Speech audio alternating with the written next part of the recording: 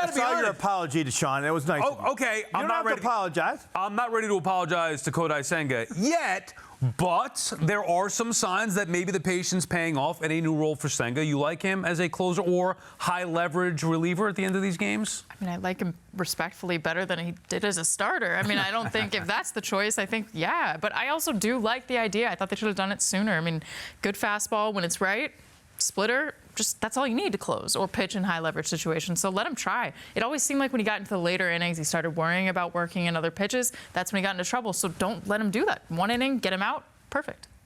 I don't know if he can handle the workload of a reliever.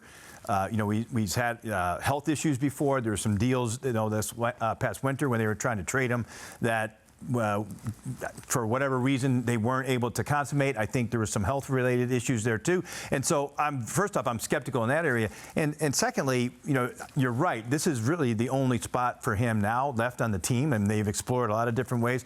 And I've seen guys rebound their careers. A lot of the relievers are failed starters, right? So a lot of times, you can see guys have better careers in this spot. I just don't know when it comes to the pressure and the tight situations and all of that. I'm not banking on anything there out of Senga because we have this track record of him here in New York. So it's great that he's doing it, but I'm very, very skeptical. I mean, those are fair points, Jim, but the Mets got to get something out of this guy. They're going to pay him $15 million next year. They have to explore every avenue to see if they can wring something out of him. I mean, he's been a complete disaster as a starter, obviously, after such a great beginning to his career in that role.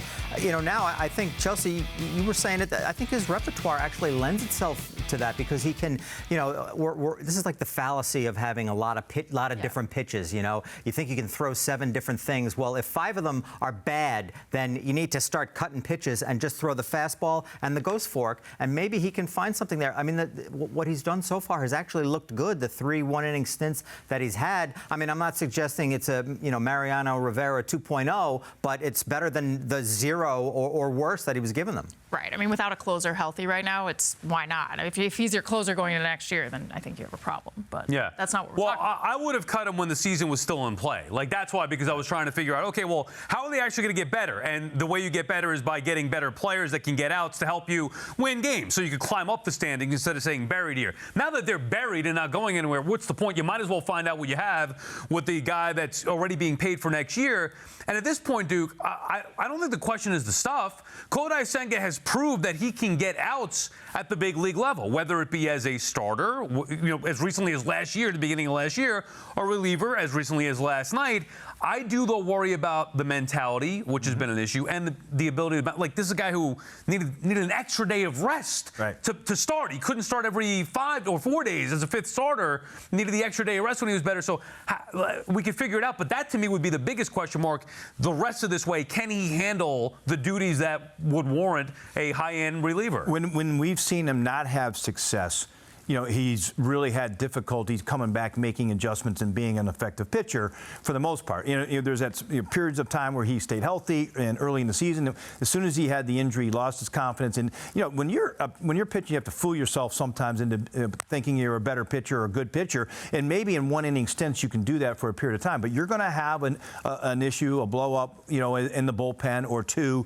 And from there, again, we've seen unfortunately him not respond very well. And so I think that part of it, are we getting more value? Are you seeing more value out of him here in New York in this role? Yeah, of course, but it's very, very limited in that role. And certainly I wouldn't be looking at him and counting on anything. You're trying to build a team that's going to go to the postseason next year. We've seen a guy who hasn't been able to succeed. Now we think he can do it in the bullpen. I just don't. It just doesn't really happen very often. Depending on what happens the rest of the way this year, there's no harm for me for starting the year with Kodai Senga as a bullpen option next year. But here's where I'll meet you in the middle. Like, I wanted him a couple months ago. He's still on the team. If he does not get outs, like in April next year, see ya. I don't care about the 15. Immediately cut him. We got to draw the line somewhere. You even saying that for the last 2 years. I mean, And he's still hanging in there. Very cavalier with Steve Cohen's money, by the way, Sal. Understood.